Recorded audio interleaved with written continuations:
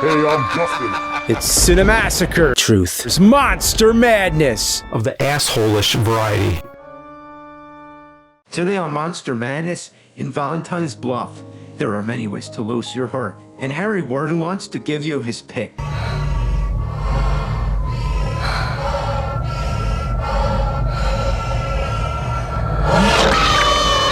During the explosion of the slasher horror craze at the time, started by Halloween and popularized by Friday the 13th, many other slashers of varying qualities were released around the early 80s. Of course, most of these movies could never touch the masterpiece of slasher horror created back in the day. Most 6 flicks, each of these frightening films had a great tone and suspense to them, but I'll save those classics for another time. We'll be looking at one of the most brutal of the early 80s slasher movies. A personal favorite of Quentin Tarantino, My Bloody Valentine. No joke, Tarantino actually said this was his personal favorite slasher movie. I mean, I'm pretty sure it was him. The account said FeetFam540, so I just added up the information together. Anyway, let's Philly Crip walk our way into this, and make a trip down this mine shaft of death.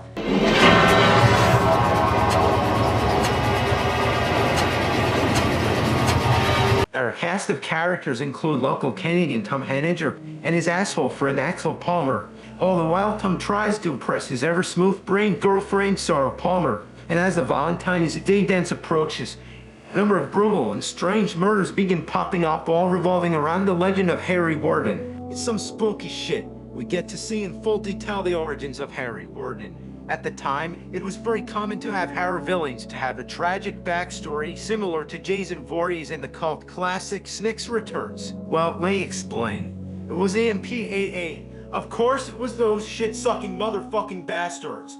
They took pretty much all of the gore in this film and reduced it to less than a PG worthload of violence. You see nothing.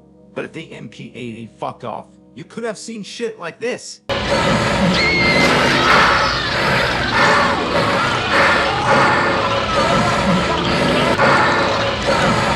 My personal favorite is when the old guy is trying to scare the teenagers with a fake Harry Warden dummy connected to a door which he keeps opening, and opening. Jesus Christ, when the fuck is something supposed to happen?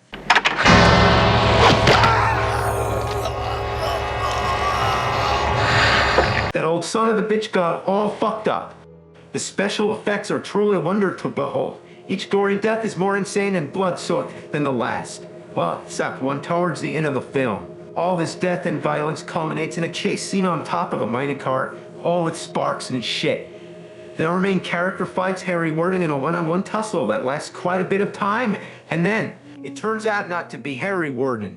It's Axel. It turns out that in the flashback, Axel was the son of the guy who got pickaxed in the chest, and he witnessed the murder, scaring him for life. To be fairly honest, I don't know how to feel about this when it attempts to be tragic and thus succeed with the performance of Axel. Big Axel fan, by the way. And yet again, it gives a sense that there could have been done more with the plot if it was built up more like how I built up the legend of Mo Blue Hole. The film ends with the classic slasher movie stinger. Just as the authorities come to the rescue and are about to arrest Axel, they try to pull him out of the rubble, and he cuts his fucking hand off.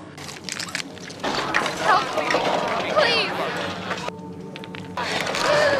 Well, damn. I've seen endings with zombie kids rising from a lake, a bulletproof killer rise up after being shot 6 times, and even a dream demon grabbing a sex doll through a glass door. But this might be the most brutal of these early slasher flicks.